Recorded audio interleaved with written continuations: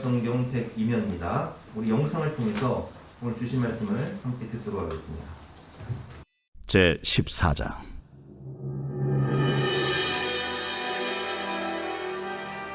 여호와께서 모세에게 말씀하여 이르시되 이스라엘 자손에게 명령하여 돌이켜 바다와 믹돌 사이에 비아히롯 앞 곧 바알스본 맞은편 바닷가에 장막을 치게 하라. 바로가 이스라엘 자손에 대하여 말하기를 그들이 그 땅에서 멀리 떠나 광야에 갇힌 바 되었다 하리라. 내가 바로의 마음을 완악하게 한즉 바로가 그들의 뒤를 따르리니 내가 그와 그의 온 군대로 말미암아 영광을 얻어 애굽 사람들이 나를 여호와인 줄 알게 하리라 하시매 무리가 그대로 행하니라.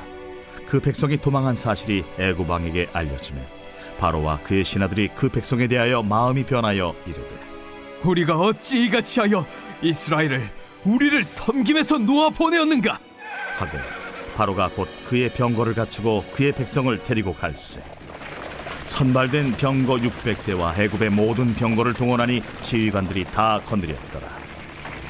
여호와께서 애굽 왕 바로의 마음을 완악하게 하셨으므로 그가 이스라엘 자손의 뒤를 따르니 이스라엘 자손이 담대히 나갔습니다.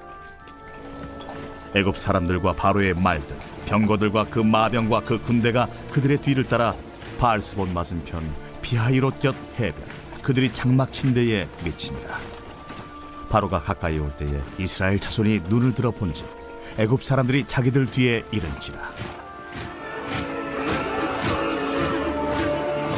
이스라엘 자손이 심히 두려워하여 여호와께 부르짖고 그들이 또 모세에게 이르되 애굽에 매장지가 없어서 당신이 우리를 이끌어내어 이 광야에서 죽게 하느냐 어찌하여 당신이 우리를 애굽에서 이끌어내어 우리에게 이같이 하느냐 우리가 애굽에서 당신에게 이른 말이 이것이 아니냐.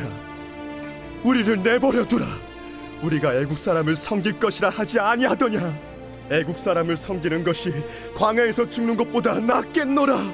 너희는 두려워하지 말고 가만히 서서 여호와께서 오늘 너희를 위하여 행하시는 구원을 보라. 너희가 오늘 본 애굽 사람을 영원히 다시 보지 아니하리라. 여호와께서 너희를 위하여 싸우시리니 너희는 가만히 있을지니라. 여호와께서 모세에게 이르시되 너는 어찌하여 내게 부르짖느냐.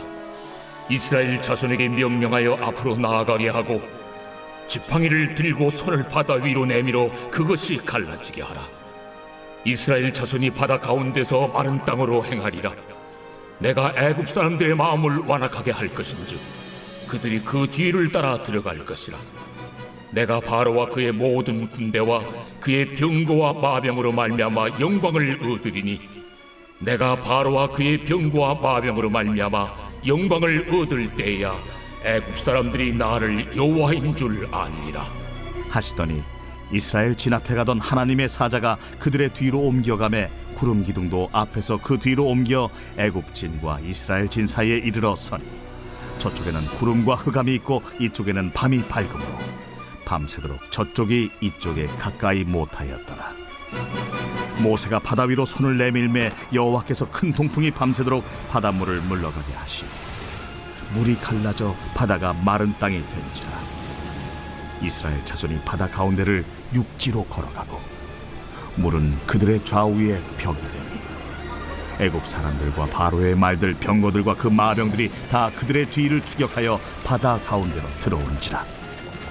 새벽에 여호와께서 불과 구름 기둥 가운데서 애굽 군대를 보시고 애굽 군대를 어지럽게 하시며 그들의 병거 바퀴를 벗겨서 달리기가 어렵게 하시니 애굽 사람들이 이르되 이스라엘 앞에서 우리가 도망하자 여호와가 그들을 위하여 싸워 애굽 사람들을 치는도다 여호와께서 모세에게 이르시되 네 손을 바다 위로 내밀어 물이 애굽 사람들과 그들의 병거들과 마병들 위에 다시 흐르게 하라.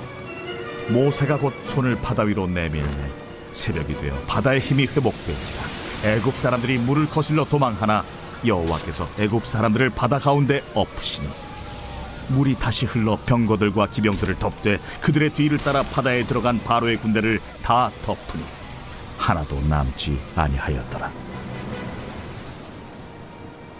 그러나 이스라엘 자손은 바다 가운데를 육지로 행하였고 물이 좌우에 벽이 되었더라. 그날에 여호와께서 이같이 이스라엘을 애굽 사람의 손에서 구원하시매 이스라엘이 바닷가에서 애굽 사람들이 죽어 있는 것을 보았더라. 이스라엘이 여호와께서 애굽 사람들에게 행하신 그 큰 능력을 보았으므로 백성이 여호와를 경외하며 여호와와 그의 종 모세를 믿었더라. 말씀의 제목은 홍해 앞에서의 믿음이라는 제목으로 본 말씀을 위해서 함께 은혜 나누도록 하겠습니다. 우리가 인생을 살다 보면 이 홍해 앞에 설 때가 있어요. 정말 앞에는 홍해, 뒤에는 애굽의 군대가 추격오는 것처럼 사방이 우겨쌈을 당하는 고난의 시간. 정말 내 힘으로는 어찌할 수 없는 어려움을 만날 때가 있습니다. 그런데 그것이요, 하나님께서 우리를 사랑하셔서 사방이 우겨쌈을 당하였기 때문에 하늘을 바라보게 하는 축복을 주시기 위해서 주신 기회일 수 있다는 겁니다. 사실 오늘 백성들이 홍해 앞에 선 것은 하나님의 명령이었어요. 1절부터 4절까지 말씀 제가 읽어보겠습니다. 여호와께서 모세에게 말씀하여 이르시되 이스라엘 자손에게 명령하여 돌이켜 바다와 밑돌 사이에 비하이롯 앞 곧 바알스본 맞은편 바닷가에 장막을 치게 하라. 자, 홍해 바다 앞에 장막을 치라는 거예요. 하나님이 일부러 이렇게 세팅을 하신 거예요. 바로가 이스라엘 자손에 대하여 말하기를 그들이 그 땅에서 멀리 떠나 광야에 갇힌 바 되었답니다. 내가 바로의 마음을 완악하게 한지. 누가 바로의 마음을 완악하게 하셨다고요? 하나님이 바로의 마음을 완악하게 한지. 바로가 그들의 뒤를 따르며 내가 그와 그의 온 군대로 말미암아 영광을 얻어 애굽 사람들이 나를 여호와인 줄 알게 하리라 하심에 우리가 그대로 나간다. 하나님이 이스라엘 백성들을 바닷가에 진치게 하셨고 하나님이 애굽 군대를 홍해에 수장시켜서 미래의 근심거리를 없애기 위해서 이렇게 다 계획하시고 섭리하시고 하나님이 다 인도하십니다. 그래서 사절 말씀에 오면 우리가 그대로 행하리라. 인생에 우연은 없어요. 다 하나님의 계획이고 하나님의 섭리고 하나님이 우리를 사랑하셔 주신 은혜의 시간이기 때문에 우리가 홍해의 시간을 만난다 할지라도 너무 두려워하지 마시기 바랍니다. 이 고난, 이 사건을 통해서 믿음의 사람들은 하나님의 위대하심, 하나님의 살아계심을 깨닫게 되고 그리고 이 홍해 앞에서 구원받게 되어 인생이 변하게 되는 거예요. 관점이 중요해요. 어떤 관점으로 보느냐. 이스라엘 백성들 민수기 14장을 보면 세상적인 관점으로 보면 한숨밖에 안 나오죠. 그러나 믿음의 관점으로 보면 그들은 우리의 밥이다. 세상적인 관점으로 보면 우리는 메뚜기에 불과하다. 어떤 관점으로 보느냐가 중요합니다. 우리는 믿음의 관점으로, 하나님의 관점으로 봐야 되는 거예요. 하나님을 믿는 사람은 홍해의 위기가 기회가 되며 죽기 전에 하나님의 능력을 알고 구원을 받고 축복을 받습니다. 그러나 믿지 않는 사람은 애국 군대는 홍해에서 심판을 받아 죽을 때 철저히 후회하며 죽음 가운데 하나님의 능력을 비참하게 알게 됩니다. 우리는 믿는 사람이기 때문에 홍해의 위기가 기회가 되고 죽기 전에 하나님을 만나 하나님의 능력을 알고 구원을 받고 축복을 받아야겠죠. 그래서 우리가 홍해 앞에서 어떻게 우리의 믿음을 보여야 할지 세 가지를 배워보도록 하겠습니다. 첫 번째로 홍해의 위기 앞에서 작은 믿음과 큰 믿음이 드러나는데 우리는 큰 믿음을 선포해야 돼요. 큰 믿음을 가져야 돼요.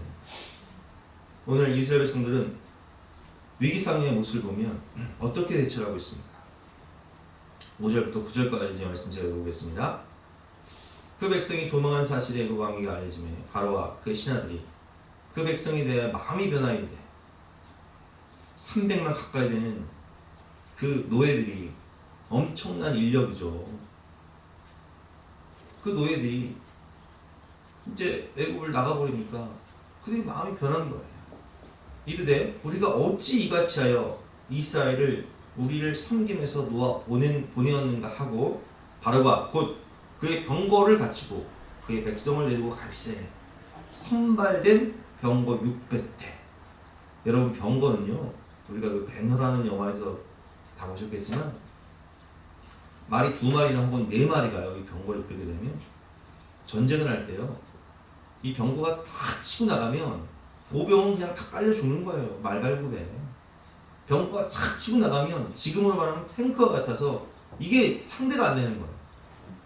그런데 애국 군대는 병거로 이 제국을 이루고 세계를 제패했거든요. 근데 그 병거가요 오늘 말씀을 보니까 선발된 병거가 600대 그리고 그 병거뿐만 아니라 애국의 모든 병거를 동원합니다. 지휘관들이 다 출동을 하죠. 8절 말씀 여호와께서 애굽 왕 바로의 마음을 완악하게 하셨으므로 그가 이스라엘 자손의 뒤를 따르니 이스라엘 자손이 담대히 나갔습니다. 담대히 나갔다는 뜻은 손을 들고 나갔다는 거예요. 만세를 부르면 손을 들고 나갔다는 거예요. 애굽 사람들과 바로의 말들 그러니까 막 기마병도 출전을 하고 병거도 출전을 하고 마병과 그 군대가 그들의 뒤를 따라 바알손 맞은편 비아 이것 해변 그들이 장막진대에 미친다.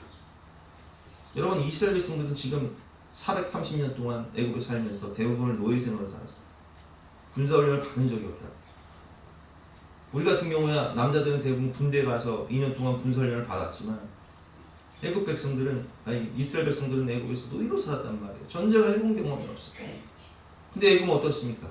세상에서 이 시대에 가장 강력한 군대, 가장 강력한 병거부대, 가장 강력한 마병들이 있었단 말이에요. 기마병들이 있었단 말이에요. 그러니까 상대가 되겠어요. 앞에는 홍해, 뒤에는 애굽이. 이 위기 상황 가운데 10절 말씀을 보면 백성들이 뭐합니까? 여호와께 부르짖고 기도를 해요. 바로가 가까이 올 때 이스라엘 자손들이 눈을 들어본즉 애굽 사람들이 자기들 뒤에 이른지라 이스라엘 자손이 심히 두려워하여 여호와께 부르짖고. 그러니까 여러분 이스라엘 자손들이 믿음이 없었던 건 아니에요. 뭐해요? 기도해요. 여호와께 부르짖으라고 분명히 나와 있잖아. 그런데 기도하고 난 다음에 백성들의 반응이 중요해요. 그러나 기도하고 난 후 백성들의 반응은 원망, 불평, 책임전가. 모세 당신 때문에. 11절과 12절 말씀 보겠습니다. 그들이 또 모세에게 이르되 기도하고 난 다음에 얘기하는 거예요. 기도하고 난 다음에. 그들이 또 모세에게 이르되 애굽에 매장지가 없어 당신이 우리를 이끌어내어 이 광야에서 죽게 하느냐? 어찌하여 당신이 우리를 애굽에서 이끌어내어 우리에게 이같이 하느냐? 우리가 애굽에서 당신에게 이른 말이 이것이 아니냐? 이르기를 우리를 좀 내버려둬라. 우리가 애굽 사람을 속일 것이다. 그냥 노예로 살 것이다. 이렇게 하지 아니었더냐? 애굽 사람을 섬기는 것이 광야에서 죽는 것보다 낫겠노라. 당신 만나 되는 일이 없어. 애굽에 있었으면 비록 노예일지라도 이렇게 비참하게 죽지는 않을 텐데 왜 우리를 찾아와서 왜 우리에게 무슨 해방과 자유를 준다고 우리를 구원해서 우리가 이렇게 몰살당하겠습니까? 뭐 하는 거예요? 원망, 불평, 책임전가. 똑같이 선악과를 먹었는데 선악과를 먹은다는 건 뭐예요? 당신 만나 되는 거. 하나님께서 어찌해 네가 선악과를 먹어? 하나님 못 대신 저 여자 만났어. 내가 되는 일이 없다. 이게 여러분 인간의 타락한 본성입니다. 위기를 만나면 신앙생활을 하니까 기도는 해요. 그런데 뭐예요? 원망, 불평, 책임입니다. 이게 이스라엘 백성들의 모습이에요. 그러나 모세는 달랐어요. 모세는 13절과 14절에서 이렇게 말합니다. 한번 같이 읽어볼까요? 시작! 모세가 백성에게 이르되 너희는 두려워하지 말고 가만히 서서 여호와께서 오늘 너희를 위하여 행하시는 구원을 보라. 너희가 오늘 본 애굽 사람을 영원히 다시 보지 아니하리라. 여호와께서 너희를 위하여 싸우시리니 너희는 가만히 있을지니라. 할렐루야. 와, 얼마나 멋있어요 여러분. 모세가 백성에게 말합니다. 너희는 두려워하지 말고 가만히 서서 여호와께서 오늘 너희를 위하여 행하시는 구원을 보라. 너희가 오늘 본 이 애굽 군대 애굽 사람들을 다시 볼 일 없을 것이다. 여호와께서 너희를 위하여 싸우시니 너희는 가만히 있을지어다. 그 문제를 내가 해결하기 위해서 동분서주하지 말고 하나님이 어떻게 일하시는지를 가만히 서서 지켜보라는 거예요. 하나님이 우리 인생을 대신해서 나를 대신해서 싸우신다는 거예요. 가만히 하나님의 구원을 지켜보라. 얼마나 멋있습니까? 여러분, 우리가 사도행전 12장을 보면 야고보는 순교하고 헤롯 왕이 야고보가 순교하는 것을 백성들이 좋아하니까 베드로를 잡아서 옥에 가둬요. 이에 베드로는 옥에 갇혔고 교회는 그를 위하여 간절히 하나님께 기도를 합니다. 어떻게 기도했겠어요? 하나님, 우리 베드로 사도를, 우리 베드로 목사님이 그래도 우리 예루살렘 교회의 수장이고 담임 목사님이신데 이 목사님 없으면 어떡합니까? 하나님 살려주세요. 하나님 도와주세요. 하나님 구원해주세요. 이렇게 기도했을 거 아니에요. 간절히 하나님께 기도합니다. 헤롯이 잡아 내려고 하는 그 전날 밤에 베드로가 두 군인팀에서 두 쇠사슬에 매어 누워 자는데 파수꾼들이 문 밖에서 옥을 지키더니 호련히 주의 사자가 나타나며 옥중에 방치가 빛나며 또 베드로의 옆구리를 쳐 깨워 이르되 급히 일어나라 하니 쇠사슬이 그 손에서 벗어진지라. 자, 기도에서 어떤 일이 일어납니까?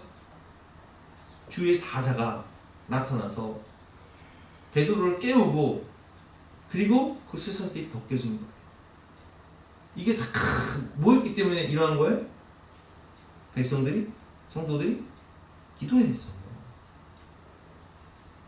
하늘 문을 여시고 하나님 역사하신 거예요. 주의 사자들이 나타난 거예요. 그래서 이제 베드로가 천사를 따라 이제 옥에서 나오게 되는 거예요. 12절 말씀 보겠습니다. 12절 말씀. 깨닫고 마가라는 요한의 어머니 마리아 집에 가니 여러 사람이 거기서 모여 기도하고 있더라. 베드로가 탈출했어요. 그래서 마가 요한, 마가복음의 저자인 마가 요한, 마가의 다락방에 가게 되죠. 그러니까 거기서 사람들이 뭐 하고 있어요? 또 기도하고 있는 거예요. 무슨 기도했겠어요? 하나님 베드로 사람을 구원해 주시고, 하나님 살려주시고, 하나님 도와주세요. 하나님 역사하신 거예요. 13절 말씀 보겠습니다. 베드로가 대문을 두드리는데 로데라 하는 여자아이가 영접하러 나왔다가 베드로의 음성인 줄 알고 기뻐하며 문을 미처 열지 못하고 달려 들어가서 말하되 베드로가 대문 밖에 섰더라. 베드로 목사님이 오셨어요. 여러분, 너무 기뻐서 문을 열지 못하고 베드로 목사님 오셨어요. 근데 여기서 사람들 반응, 성도들의 반응이 진짜 웃겨요. 15절 말씀 같이 한번 읽어볼까요? 시작. 그들이 말하되 내가 미쳤다 하나 여자아이는 힘써 말하되 산말이라 하니 그들이 말하되 그러면 그의 천사라. 뭐라 그래요? 야, 너 미친 거 아니야?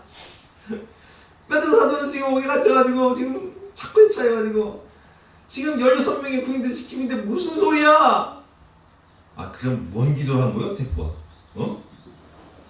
아, 기도를 왜 써들어? 뭐 간절히 기도했다, 모여서 기도했다, 뭔 기도를 한 거예요 도대체? 아니, 하나님 역사하셨잖아요. 자기들이 기도해서. 근데 기도에 응답하고 하나님 역사하시니까 뭐라 그래요? 로데한테? 미친 거 아니냐? 너 돌았냐? 너 귀신 본 거 아니야? 너 환상 본 거 아니야? 아, 이런 경우가 있대. 아, 지원아, 좀 어이없지 않니? 아, 기도하고 하는 역사했더니 너 미친 거 아니야? 여러분, 이게 작은 믿음이 가짜 믿음이에요. 기도는 해. 그런데 믿음 없는 기도하는 거, 믿음 없는 기도. 아, 기도에서 하나님 역사하는데 믿질 못하네? 여러분 믿음의 기도를 해야 돼요.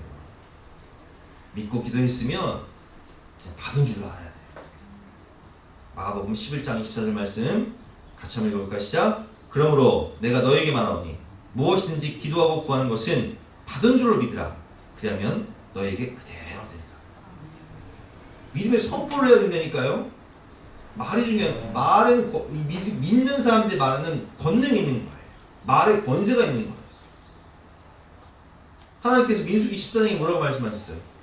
너희 말이 내 귀에 들린 대로 내 그대로 행하리라. 야고보서 1장 6절부터 7절 8절 오직 믿음으로 구하고 조금도 의심하지 말라. 의심하는 자는 마치 바람에 밀려 요동하는 바다 물결 같으니 이런 사람은 무엇인지 주께 없기를 생각하지 마라. 두 마음을 품어 모든 일에 정함이 없는 자다. 자, 여러분 믿음의 기도, 특별히 미리 감사하는 기도를 해요. 다니엘은 워낙 지혜가 충만한 사람이라 바벨론의 포로로 끌려가서 총리가 되죠. 근데 정권이 바뀌어도, 페르시아가 점령해서 나라가 바뀌어도 다니엘은 아주 뛰어난 총리가 된 거예요. 아니, 포로 출신 총리, 이게 말이 되냐? 그래서 이 페르시아 사람들이 너무 시기를 하다가 어떻게 하면 책잡아서 저 사람을 죽일 수 있을까 생각해 보니까 믿음이 너무 좋아.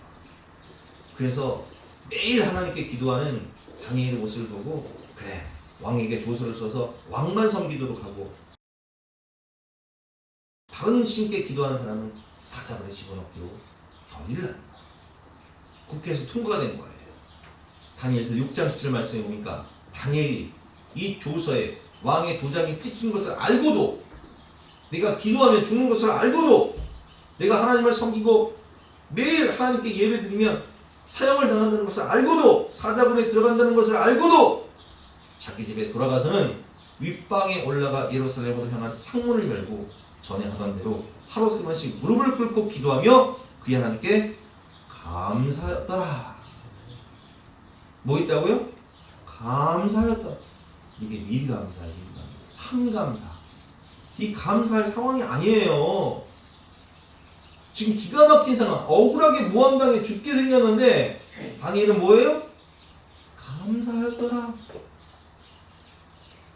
하나님이 역사하시잖아요. 그래서 사자굴에 던져지지만 사자가 건드질 않아요. 왜요? 하나님이 지키시고 보호하니까. 왕이 깨닫습니다. 그래서 다니엘을 모함했던 사람들을 그 가족들까지도 사자굴에다 집어넣어서 그 사람들이 오히려 다 죽임을 당하고 다니엘은 하나님의 은혜로 영광을 받게 돼요. 우리가 믿음의 기도를 하되 특별히 감사 기도를 많이 하시기 바랍니다. 미리 감사하세요. 감사 일기를 쓰면, 감사 기도를 하면 삶이 행복해져요. 여러분, 학생들이 같은 공부를 합니다. 그런데 감사 기도를 하고 감사 일기를 쓰면 감사 일기 많아지니까 행복해져요. 같은 직장 생활을 하고 같은 신앙 생활을 하고 가정의 생활을 할 때 생활은 똑같아. 그런데 감사를 하면 자족하게 돼요. 만족하게 돼요. 그러니까 감사하고 만족하다 보니까 삶이 기뻐지고 주신 것에 감사하게 되고 낙을 누리고 작은 일에, 소소한 일에 기쁨을 누리고 즐거움을 누리게 되는데, 이게 불평하기 시작하고 원망하기 시작하고 이 타락한 본성이 나오면 똑같은 일을 하면서 감사한 사람은 행복한데 감사하지 않은 사람은요, 지옥 고통을 당합니다. 그래서 여러분, 의식적으로, 의도적으로 감사일기를 써보세요. 오늘 내가 하루를 살면서 감사한 것이 무엇인가 10가지를 적어보세요. 내가 이렇게 살아있음이 감사, 내가 사랑하는 가족들을 주심을 감사, 내가 이렇게 믿음 생활할 수 있음이 감사, 이렇게 예배드릴 수 있으니 감사, 또 2년 넘도록 밥을 못 먹었는데 오늘 교회에서 점심을 주시니 감사, 저녁까지 준비했으니 감사, 체육대회를 하니 감사, 보물찾기도 하니 감사, 선물까지 준다고 하니 감사, 땡 잡았다 감사, 할렐루야. 얼마나 감사할 일이 많아요. 여러분 우리가 오늘 함께 교제하면서 얼마나 많이 웃겠어요. 하나님이 주신 시간 속에서 하나님이 주신 사람들과 하나님이 주신 은혜를 누리며 감사하고 살아가는 삶이 행복한데 내게 없는 것 가지고 불평하고 남과 나를 비교하면서 불평하기 시작하면 그것처럼 고통스러운 게 없는 거예요. 여러분 사람들이요, 연예인들이요, 대기업 총수가 왜 그 자살한지 아세요? 감사하지 못하고 자족하지 못했기 때문에 그래요. 그러니까 그냥 우울한 거예요.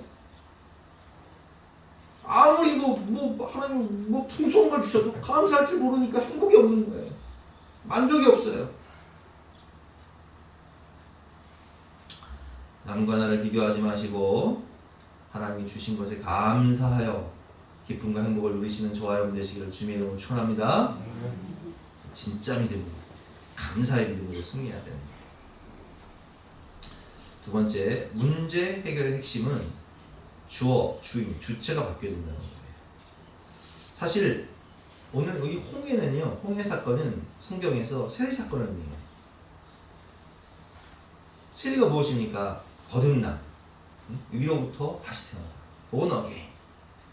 즉 나는 죽고 예수로 사는 삶, 내 주인이 바뀐다는 거예요. 그래서 바울은 고린도전서 10장 1절과 2절 말씀에 이 홍해 사건을 세리 사건에 비유를 하죠. 형제들아, 나는 너희가 알지 못하기를 원하지 않으니 우리 조상들이 다 구름 아래에 있고 바다 가운데로 지나. 여기서 이 바다는 무슨 바다예요? 홍해 바다 가운데로 지나. 모세에게 속하여 다 구름과 바다에서 세례를 받고. 애굽의 세상에서 우리가 구원받아 하나님의 백성으로 거듭나는 사건. 그래서 출애굽기 14장은 세례 사건이에요. 세례를 받는다는 것은 주인이 바뀐다는 겁니다. 그래서 오늘 말씀을 보면 하나님께서 뭐라고 말씀하시냐면은 이 문제, 이 홍해 앞에서는 너희의 이 난공불락 첩첩산중 정말 사방이 우겨쌈을 당하는 이 문제 앞에서 이 문제를 네가 해결하려고 하지 말아라. 너희는 가만히 있어. 주가 너희를 위해 어떻게 싸우신지를 보고 내가 해결할 테니 너는 가만히 보라는 거예요. 그래서 하나님 뭐라고 말씀하시면은 내가 해결해 줄게. 반복적으로 내가라고 말씀하세요. 하나님. 내가 애굽 사람들의 마음을 완악하게 할 것인지 그들이 그 뒤를 따라갈 것이다. 내가 바로와 그의 모든 군대와 그의 병부와 마병으로 말미암아 영광을 얻으리니 내가 바로와 그의 병부와 마병으로 말미암아 영광을 얻을 때에야 애굽 사람들이 나를 여호와인 줄 알리라 하시더니 이스라엘의 진 앞에 가던 하나님의 사자가 그들의 뒤로 옮겨가며 구름 기둥이 앞에서 그 뒤쪽으로 옮겨지는 거예요. 하나님이 애굽 군대를 혼란시키기 위해서 앞을 가리기 위해서 구름 기둥을 옮겨버리시는 거예요. 여호와의 사자를 옮겨버리시는 거예요. 애굽진과 이스라엘진 사이에 이르렀으니 저쪽에는 구름과 감이 있고 이쪽에는 밤이 밝음으로 밤새도록 저쪽이 이쪽에서 가까이 못하였더니 하나님이 홍해를 열어주십니다. 마른 땅으로 지나게 하십니다. 물이 벽처럼 세워지죠. 그리고 애굽의 군사들이 추격해 올 때 이스라엘 백성들이 다 홍해를 건넌 다음에 그 물을 덮어버리시는 거예요. 여러분, 문제를 해결하려고 하지 마시고 하나님께 문제를 해결받으시는 저와 여러분 되시길 주님의 이름으로 축원합니다. 내가 해결하려고 하니까 안 되는 거예요. 믿음으로 해결을 받아야죠. 수고하고 무거운 짐진 자들아 다 내게로 오라. 내가 너를 쉬게 하리라. 나는 마음이 온유하고 겸손하니 나의 멍에를 메고 내게 배우라. 그리하면 너의 마음이 쉬거든요. 이는 내 멍에를 싣고 내 집은 가벼우니라. 여러분 이 말씀의 의미가 뭐예요? 수고하고 무거운 짐진 자들아 다 내게로 오라. 인생의 무거운 짐을 하나님께 맡겨라. 그럼 누가 일하신다는 거예요? 주가 일하시네. 주가 일하시네. 신뢰하며 걷는 자에게, 하나님을 믿고 신뢰하며 걷는 자에게 하나님이 동행하셔서 하나님이 주도적으로 일하신다는 거예요. 하나님은 운전대를 잡으시고 돌파하신다는 거예요. 그리하면 너희가 쉼을 얻으리니. 우리 애들은요, 제가 애들 데리고 어디 가면 다 뒤에서 자빠져요. 나만 고생이 나요. 응? 장거리 가면 나만 고생이 나요. 다 뒤에서. 운전 누가 해요? 제가 하는 거예요. 애들이 뒤에서 자빠져 잠드니까 쉼을 얻는 거예요. 인생의 운전대를 누구한테 맡겨야 돼요? 하나님께 맡겨야 되는 거예요. 우리 집안을 내가 세우기 위해서 밤새도록 일을 해도요, 하나님이 세워주시지 않으면 안 된다니까요. 여호와께서 집을 세우지 아니하시면 세우는 자의 수고가 헛되며 여호와께서 성을 지키지 아니하시면 파수꾼의 깨어 있음이 없겠도다. 하나님이 보호하셔서 우리나라 만세라니까요. 내가 우리나라 못 지켜요. 너희가 일찍 일어나면 늦게 누우며 수고의 떡을 먹으니 헛되도다. 그러므로 여호와께서 그의 사랑하는 자에게 잠을 주시는도다. 이게 무슨 얘기예요? 하나님께 맡기고, 수고하고 무거운 모든 짐을 하나님께 맡기고 너희 마음이 쉼을 얻으라는 거예요. 자식은 여호와의 기업이요 채 열매는 그의 상급이로다. 이게 무슨 뜻이에요? 자식도 내게 아니라. 요게벳이 모세를 어렸을 때 나경에 버려야 되는데 차마 버릴 수가 없었어요. 죽일 수가 없으니까 뭐 해요? 갈대 상자를 만들어 하나님께 맡겨요.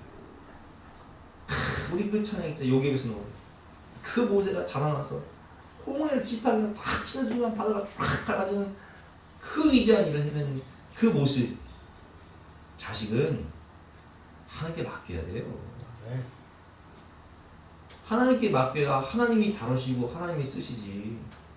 이게 내가 하려고 하니까 나만큼밖에 안 되는 거야. 꼬라지가 내 꼬라지 낳는 거예요. 성질머리도 그렇고 꼬라지도 그렇고 나를 낳는 거예요. 그러니까 내가 하려고 하면 안 돼요. 이게 잔소리로 되는 게 없어요. 할렐루야. 네? 잔소리로 되는 게 없어. 조은사님, 잔소리로 되는 게 없다니까? 네? 성집사님, 잔소리로 되는 게 없어. 하나님께 맡겨야 돼요. 어거스틴의 어머니 모니카가 어거스틴이 그렇게 속을 썩이고 이단에 빠지고 10대의 사생활을 아주 엄마 속을 뒤집어놔. 그러나 포기하지 않고 눈물로 기도할 때 기독교 역사상 가장 위대한 성자요, 가장 위대한 신학자가 됩니다. 여러분, 우리 집의 왕은 하나님이세요. 내가 왕노를 하려고 하지 마세요. 우리나라는 하나님이 보호해서 우리나라 만듭니다. 자녀의 주인은 하나님, 자식은 여호와의 기업입니다. 이것을 인정하고 하나님께 온전히 맡길 때 하나님 운전대를 잡으셔야 하나님이 일하시죠. 그 운전대를 못 놓으니까, 내가 끝까지 못 놓으니까 하나님 일을 못 하시는 거예요. 우리 어렸을 때 애들이 그 플라스틱 그 조립식 장난감 그거 지가 하겠다고 그래요.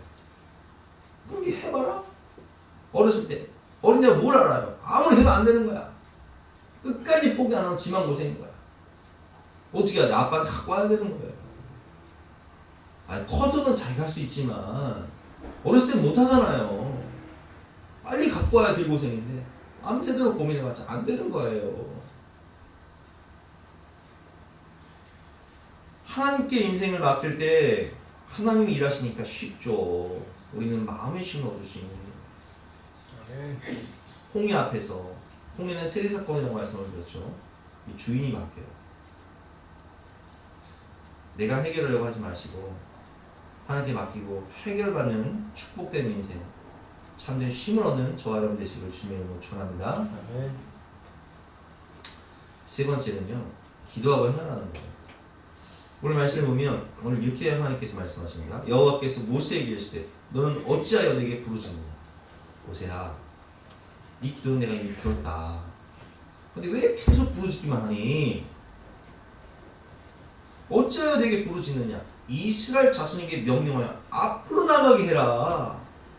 지금은 기도할 때가 아니라 네가 명령할 때야. 지팡이를 들고 손을 바다 위로 내밀어 그것을 갈라지게 할 때라고. 그래서 이스라엘 자손이 바다 가운데 많은 땅으로 행하여 될 때니까 지팡이를 들고 홍해를 쳐서 바다를 가르고 가라고 명령해라. 이게 무슨 얘기예요? 기도만 하지 말고 기도했으면 행하라는 거예요. 21절 말씀 모세가 순종을 하죠. 바다 위로 손을 내밀매 여호와께서 큰 동풍이 밤새도록 바닷물을 물러가게 하시니 물이 갈라져 바다가 많은 땅이 된지라. 이스라엘 자손이 바다 가운데를 육지로 걸어가고 물은 그들의 좌우에 벽이 되니 애굽 사람들과 바로의 말들 병거들과 그 마병들이 다 그들의 뒤를 추격하여 바다 가운데로 들어온지라. 새벽에 여호와께서 불과 구름 끼는 가운데서 애굽 군대를 보시고 애굽 군대를 어지럽게 하시며 그들의 병거 바퀴를 벗겨서 달리기가 어렵게 하시니 애굽 사람들이 이르되 이스라엘 앞에서 우리가 도망하자. 여호와가 그들을 위하여 싸워 애굽 사람들을 치는도다. 여러분 기도했으면요 이래야 돼요. 공부해야 돼요. 우리가 이제 청년 다니엘 교회 때 이상준 목사님 간증 들었어요. 형들은 머리가 좋아서 너무 공부를 잘해요. 140이 넘고 IQ가 140이 넘고 그런데 자기는 IQ가 110밖에 안 돼요. 공부를 하고 싶은데 공부가 안 돼. 지혜가 없어. 맨날 학교 다닐 때 저랑 비슷했나 봐요. 뭐 수학, 정석, 뭐 성문, 영어 앞에만 시커매요. 진도가 안 나. 그런데 하나님의 말씀을 성경을 계속 읽다 보니까 하나님이 지혜를 주세요. 그래서 이분은요 아예 야고보서 1장 5절 말씀 너희 중에 누구든지 지혜가 부족하거든 모든 사람에게 후히 주시고 꾸짖지 아니하신 하나님께 구하라 그리하면 주시리라. 이 말씀을 그 책 앞에 딱 써놓은 거예요. 수학 문제를 풀다가 막히면 이 말씀을 딱 읽고 하나님 지혜 주신다고 하셨잖아요. 지혜 주세요. 공부를 하네. 근데 풀려. 안 풀리던 문제가 풀려. 왜 그래? 하나님 지혜 주시니까. 이건 저도 경험했어요. 여러분 저도요 공부를 하도 안 하니까 공부머리가 없어가지고 고등학교 때는 진짜 꼴찌까지 했다니까. 지나요.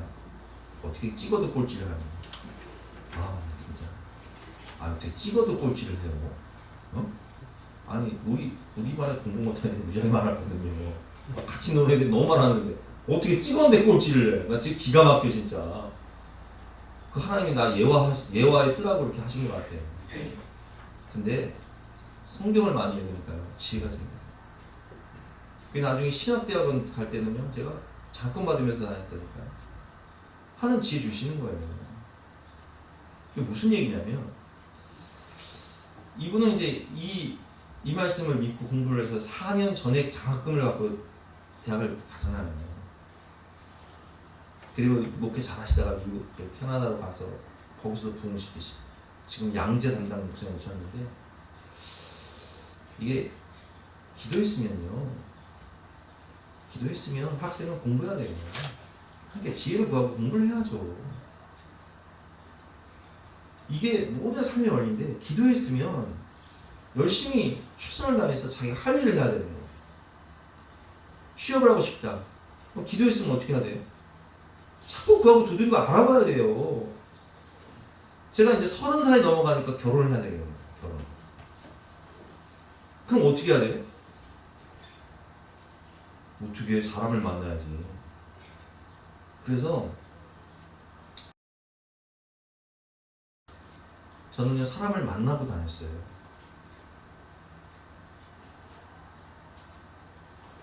선을 봤다니까요. 선을.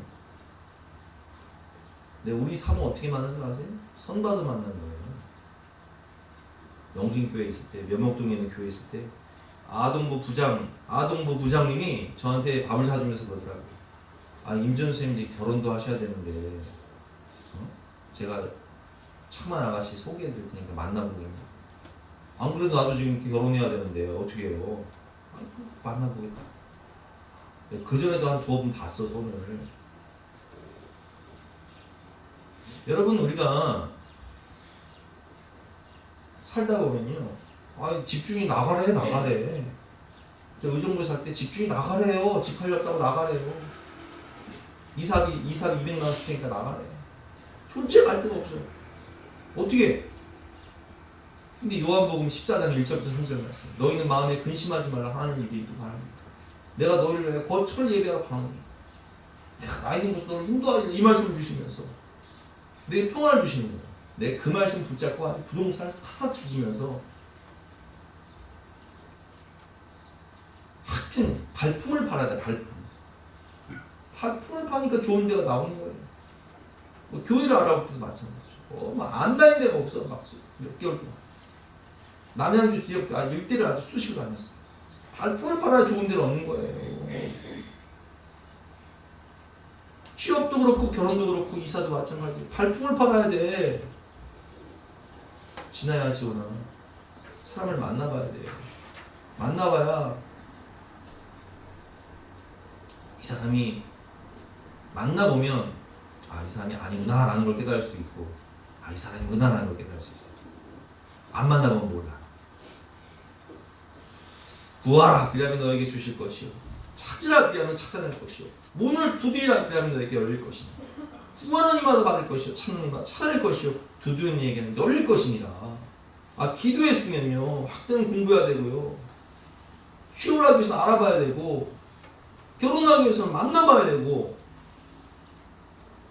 이사하기 위해서는 발품 팔아야 되는 거예요. 기도했으면 그냥 뭐 감나무 아래서 감 떨어지는 거 바라고 입만 벌리고 있다고 감이 내 입으로 떨어지지가 않아.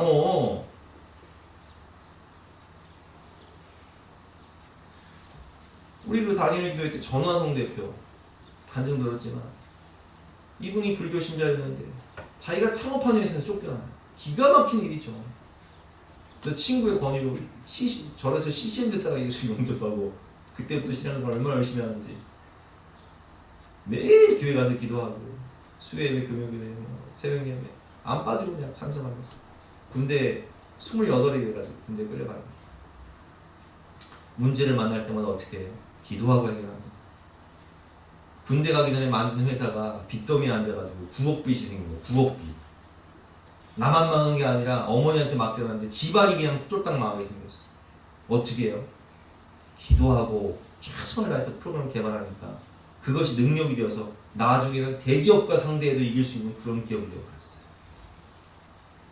아, 이 간증은요, 이 사업하시는 분들은 꼭 한번 들었으면 좋겠어요. 이 전화성 대표 다니엘 기도의 4일차 간증인데 너무 좋더라고요. 그래서 이분이 기도하고 돌파했던, 기도하고 개발했던 그것이요, 이제 창업하는 사람들 살리는 그런 약재료가 되는 거예요. 기도하고 최선을 다해 일하고 하나님께 문제를 해결받아야 되는 거예요. 기도하고 최선을 다해 지팡이를 내밀어 행하면 하나님이 홍해 바다를 갈아주시죠. 그러나 지팡이를 내미는 건 내 일이에요. 홍해 바다를 가르치는 건 하나님의 일이에요. 홍해 바다를 건너는 건 우리의 일이에요. 홍해 바다를 덮으시는 건 하나님의 일이에요. 하나님의 일이 있고 내 일이 있는 거예요. 기도만 해서는 안 돼요. 그렇다고 기도 없이 행하면 또 안 돼요. 기도 없이 행하면 누가 일하는 거예요? 내가 일하는 거예요. 그러니까 안 되는 거예요. 기도하고 행해야 하나님이 일하시는 거예요. 결론, 홍해 앞에서 믿음의 사람들은 축복을 받습니다. 오늘 본 말씀 결론인데요. 여호와께서 모세에게 이르시되 내 손을 바다 위로 내밀어 물이 애굽 사람들과 그들의 병거들과 마병들 위에 다시 흐르게 하라. 자, 또 손을 내밉니다. 그 전에 하나님이 그 물을 다 덮어버리시죠.